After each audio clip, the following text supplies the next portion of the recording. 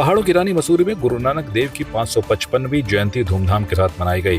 मसूरी के गांधी चौक और लंढौर बाजार से दोनों गुरुद्वारों को गुरु पर्व को लेकर सजाया गया। इस मौके पर 48 घंटे लगातार गुरु ग्रंथ साहिब के अखंड पाठ का भी आयोजन किया गया और विशाल लंगर का आयोजन भी किया गया, जिसको ग्रहण कर सभी श्रद्धालुओं ने गुरु नानक देव का आशीर्वाद लिया। इस मौके पर गुरुवाणी के माध्यम से संगत से आह्वान किया गया कि वो गुरु नानक देव के बताए रास्ते पर चलें, मेहनत के साथ साथ जनसेवा करें।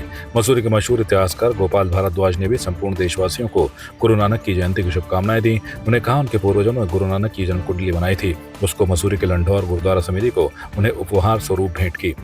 आज गुरु नानक देव जी का 555वां प्रकाश पर्व था, जो कि लाइब्रेरी गुरुद्वारा साहब ने बड़ी धूमधाम से मनाया है। हजूरी रागी जत्थे ने बड़े अच्छे कीर्तन करे हैं और काफ़ी संगत का इकट्ठे हुए हैं। इस दिन हमने लंगर का भी आयोजन किया है और शाम को आतिशबाजी करेंगे और उस समय शाम को भी चाय का लंगर होगा। यहाँ पे सब पूरे जो भी रिलीजन के हैं, सारे रिलीजन के लोग आते हैं, माथा टेकते हैं और गुरु का आशीर्वाद प्राप्त करते हैं।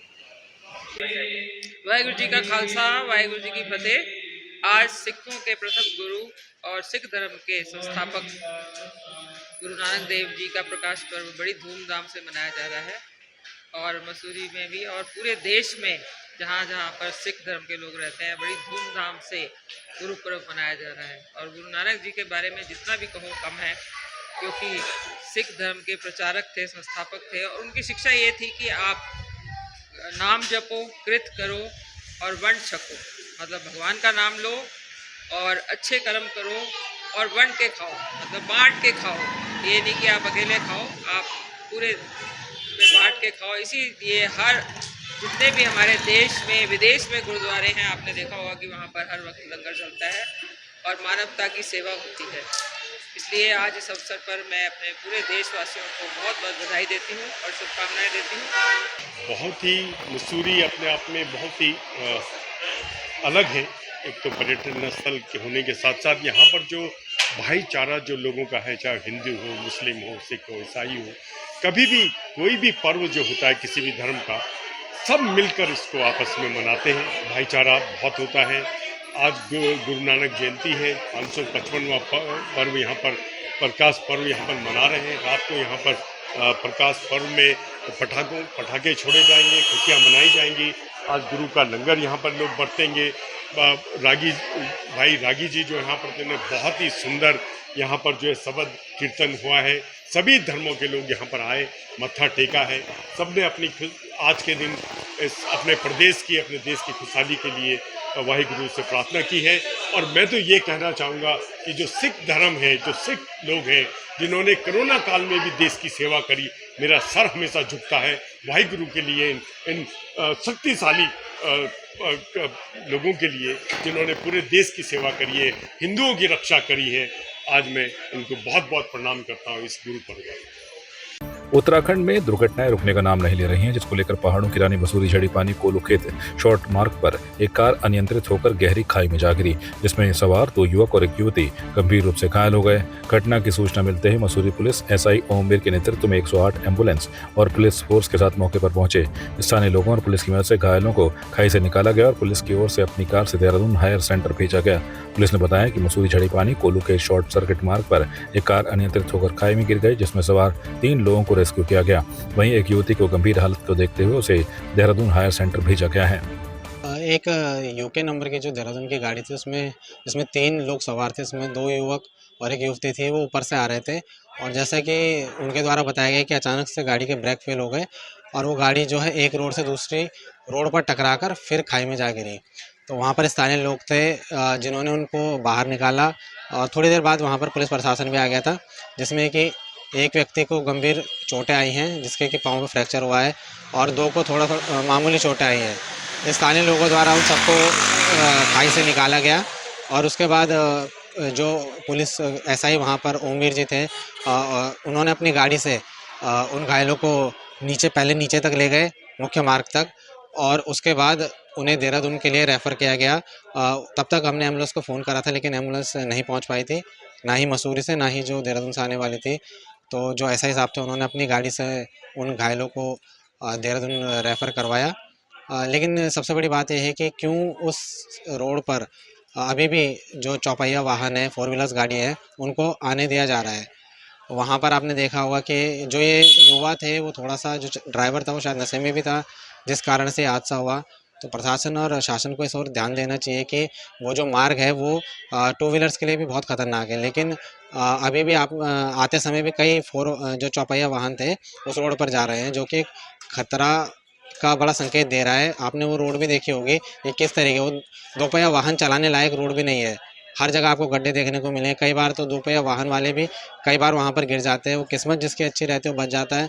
और जैसे आज आपने देखा कि ये जो गाड़ी में वाहन चलाते हुए जो व्यक्ति आ रहे थे, इनकी गाड़ी के ब्रेक फेल हुए और ये सीधा जाकर दूसरी खाई में लगे। गनीमत ये रही कि इसमें किसी प्रकार के जान नहीं गई और तीनों ही सुरक्षित थे, जिन्हें कि स्थानीय लोगों द्वारा और पुलिस प्रशासन द्वारा देहरादून रेफर कर दिया गया। केदारनाथ उपचुनाव के दौरान रुद्रप्रयाग जिले में चुनावी नुक्कड़ सभाओं को नेता प्रतिपक्ष यशपाल आर्य ने संबोधित किया। उन्होंने कहा कि भाजपा सरकार केवल योजनाएं बना रही है जो केवल कागजों तक ही सीमित है। उन्होंने बताया कि क्षेत्र में आपदा आई लेकिन सरकार ने पीड़ितों को मुआवजा नहीं दिया। उन्होंने कहा कि इस बार केदारनाथ की जनता भाजपा को उसकी करतूतों की सजा देने को तैयार है। वहीं कांग्रेस पौड़ी जिला अध्यक्ष विनोद नेगी ने कहा कि भाजपा राज में बाबा केदार का सोना चोरी किया गया, जगह जगह अपराधियों का बोलबाला है। प्रदेश में विधानसभा, बैकडोर भर्ती, पेपर लीक, बेरोजगारी जैसे मुद्दों को लेकर आम जनता बीजेपी को सबक सिखाने को तैयार है। निश्चित रूप से मैं अपनी बहनों को धन्यवाद देना चाहता हूँ कि शांति बेला में हमारी यहाँ बैठक हुई है और उन्होंने यहाँ इसको प्रतिभाग दिया है। हमें विश्वास भरोसा दिलाया है कि हम कांग्रेस के साथ हैं और एक आक्रोश भी दिख रहा है। जनता में नाराजगी है, गुस्सा है भाजपा की जो जनविरोधी नीतियाँ हैं और जिस तरह से भारतीय जनता पार्टी ने उत्तराखंड की और केदारनाथ की महान जनता को ठगने का काम किया है, गुमराह करने का काम किया है। जिन मुद्दों पर उन्होंने विधानसभा चुनाव में जिन मुद्दों को लेकर उनको आना चाहिए थे, आज उनके गायब हो चुका है। पलायन बड़ा मुद्दा है, बेरोजगारी बड़ा मुद्दा है, महंगाई बड़ा मुद्दा है, आपदा बड़ा मुद्दा है और रोजी रोटी बड़ा मुद्दा है। और भारतीय जनता पार्टी डरी हुई है, धन बल का इस्तेमाल कर रही है, सरकारी तंत्र का, सरकारी मशीनरी का दुरुपयोग कर रही है, सत्ता बल का इस्तेमाल दुरुपयोग कर रही है। लेकिन हमारे पास जनबल है और जनबल में बहुत बड़ी शक्ति होती है। और जो माहौल देख रहा हूँ मैं, जिस तरह का वातावरण देख रहा हूँ, निश्चित रूप से यहाँ की आवाम ने, हमारी माताओं ने, हमारी बहनों ने, हमारे नौजवान साथियों ने, नौजवानों के भविष्य के साथ खिलवाड़ हो रहा है और पूरा केदार घाटी आपदा से प्रभावित है, पुनर्वास नहीं हो पा रहा है। मुआवजे के नाम पर कुछ नहीं दिया गया है, छलने का काम किया है। आज इनके मुद्दे सब गायब हो चुके हैं। अब ये एक ही चीज इनके पास है, धन बल है, सत्ता बल है। और मेरा विश्वास है कि धन बल के आगे सत्ता बल और धन बल परास्त होगा। और निश्चित रूप से मनोज रावत ये उम्मीदवार हैं, बौद्धिक व्यक्ति हैं और हाउस सदन में निश्चित रूप से जिस तरह से उन्होंने पिछले कार्यकाल में विधानसभा में, सदन में जो आज का प्रमुख मुद्दा है भू कानून, सशक्त भू कानून, मूल निवास की उन्होंने चर्चा की। सरकार के पास कोई जवाब नहीं रहा और आज मैं मानता हूं कि इस विधानसभा का जो चुनाव होने जा रहा है उनकी जीत सुनिश्चित है, ऐसा मेरा विश्वास है। और निश्चित रूप से सदन में वो प्रमुखता के साथ केदारनाथ की आवाज़ बनेंगे, प्रमुख समस्याओं को, प्रमुख मुद्दों को उठाएंगे, उत्तराखंड की आवाज़ बनेंगे, ऐसा मेरा विश्वास है। मैं उनकी काबिलियत को जानता हूँ, उनकी क्षमता को जानता हूँ, उनकी विद्वता से भली भांति परिचित हूँ। इसलिए मैं आज अपनी बहनों के बीच में आया हूँ। लगातार बैठकें मैंने की हैं और एक माहौल बना है कांग्रेस के पक्ष में बदलाव का। और निश्चित रूप से मैं इस गांव में भी अपनी बहनों से यही मैंने कहा, मैं तो मिलने आया हूँ, इनके दर्शन करने के लिए आया हूँ।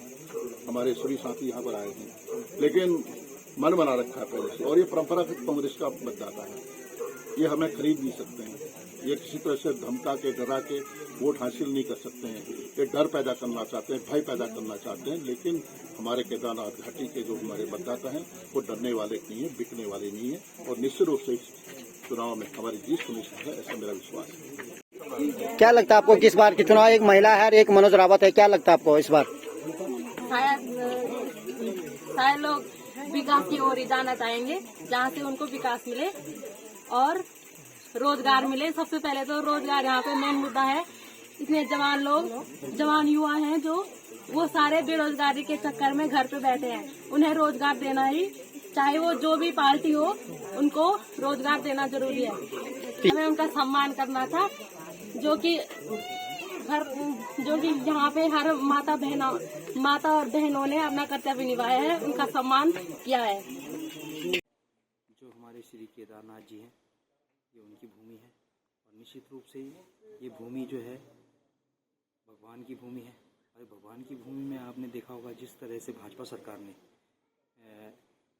भगवान के मंदिर को यहाँ से शिफ्ट करने की बात कही, उनकी एक शाखा दिल्ली में खोलने की बात करी, तो कहीं ना कहीं जो है जब किसी आस्था के केंद्र पर बात आती है तो कहीं ना कहीं जो है फिर जनता भी उसका जवाब देने को तैयार रहती है। तो आज जो है यहाँ पर मैं तो ये कह रहा हूँ, केदार घाटी की संपूर्ण जनता आज धामी सरकार की इस बात से बहुत नाराज है कि वो जो है इस मंदिर को कहीं अन्यत्र ले जा रहे थे, इसकी शिला को।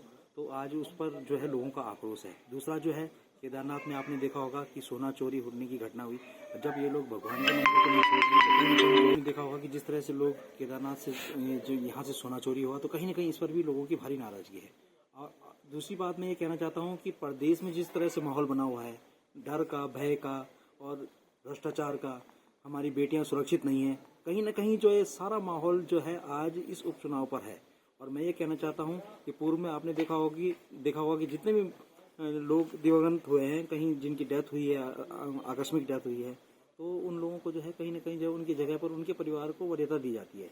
तो आज जो है जो हमारी यहाँ की नेत्री रही हैं परम श्रद्धेय हमारी शैला रानी रावत जी, आज जो हमारे बीच में नहीं है, अचानक उनका स्वास्थ्य खराब होने के कारण उनका निधन हो गया था। तो आज इस सीट पर उनको जब उनके परिवार को नहीं पूछा गया तो कहीं ना कहीं वो भी एक नाराजगी है क्षेत्र की। तो मैं तो ये कहता हूँ कि कहीं ना कहीं जो है आज पूरा जन सैलाब ये चाहता है कि केदार घाटी के साथ न्याय हो, और वो न्याय इस रूप में देखना चाहता है कि जिन लोगों ने यहाँ के साथ छलावा किया है, इस यहाँ के क्षेत्र के साथ छलावा किया है, उनको जवाब देने को तैयार है और मनोज रावत जी के पक्ष में मतदान करने को तैयार है। आपकी इस पर क्या राय है, हमें कमेंट कर जरूर बताएं।